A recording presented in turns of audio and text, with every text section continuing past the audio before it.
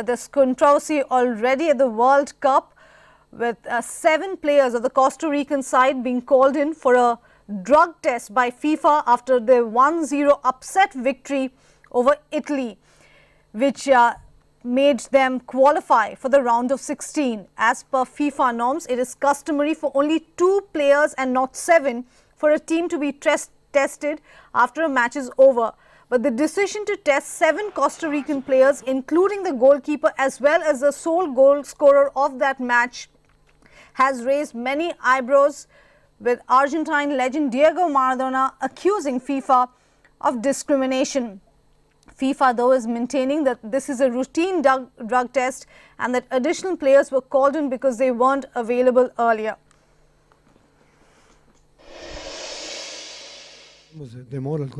We love it. We don't feel fear.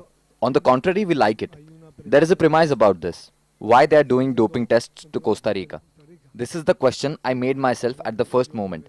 And it is because we are running. Costa Rica runs and runs. And all my teams run. And I congratulate the player for this. They can go on doing doping tests on us. And Diego Maradona, as we said, has hit out at the FIFA authorities, and I quote now, "Why test 7 players from Costa Rica and not 7 from Italy? It's against the rules. 2 players from each team are supposed to undergo doping controls. Taking 7 Costa Rican players to doping shows a lack of respect to the players and to the rules," unquote. For the latest on that, let's go across to Digvijay Singhdeo, who gets us more. Yes, and the first controversy of the World Cup, in fact, Pallavi, is here. And let's now get in Karim Ben Sharifar, the chief coach of Pune FC, who is our football expert. Karim, how does this look? Because we were all just talking about what a great celebration Costa Rica have brought to this World Cup. And here you have early in the morning FIFA hearing this news that FIFA have actually called 7 players for testing, which is completely against the norms. Well, I'm sure this news will raise many eyebrows about what FIFA is looking for, because what we know about the rule is after every match, 2 players mandatory, they have to go through the doping test, which randomly picked from the players who was involved in the game. And now from the news, FIFA allegedly said that because the players was not available, then we picked 7 in the match against Italy.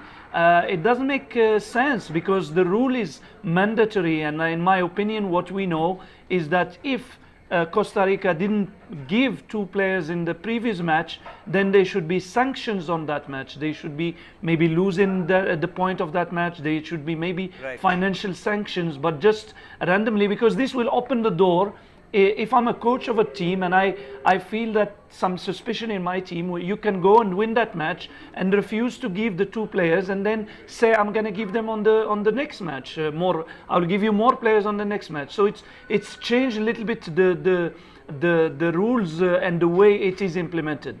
You know, it's also a lot of rubbish, because, you know, FIFA has had a history with doping control as well. And, you know, Karim, in fact, just last night, the world triple jumping champion has been banned for a year for not appearing for 3 out of competition tests. So what you are saying, in fact, is if 2 Costa Rican players did not come for the test in the first place, they should have been sanctioned then and there. At the moment, what it looks like a case of sour grapes. Probably someone somewhere has complained that there is something wrong. How can Italy and Uruguay both lose to Costa Rica? In a sense, is that it?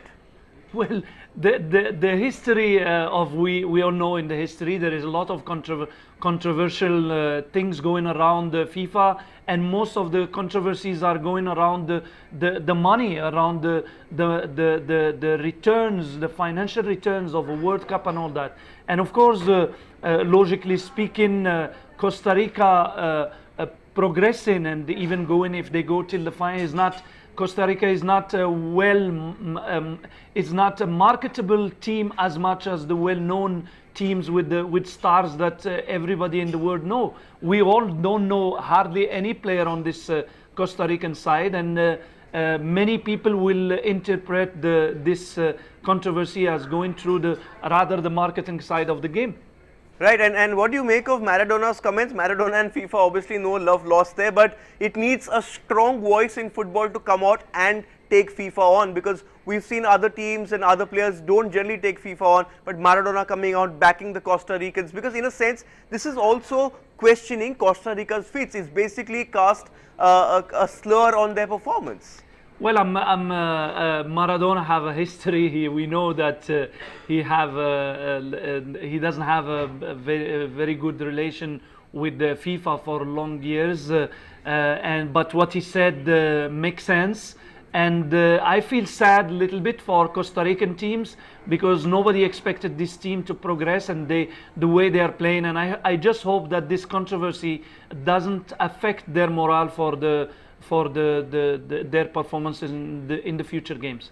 Yes, Karim Ben Sharifa, thank you so much. You know, Pallavi, Costa Rica was supposed to be the whipping boys in Group D, which is the group of death. What they've done is sent one champion already out, that's England, and another champion team of Italy and Uruguay are going to go out. So this is a team, this is something FIFA should celebrate, that a team from nowhere comes and does so well. Unfortunately, that does not seem to be the case. Thanks, Digvijay, for getting us the very latest on that. Costa Ricans are saying their fairy tale run is not going to be marred by this controversy. But an interesting point on Maradona, who's defending the Costa Ricans now. Remember, he himself had failed a drug test and was sent home from US in 1994 after testing positive for several banned substances.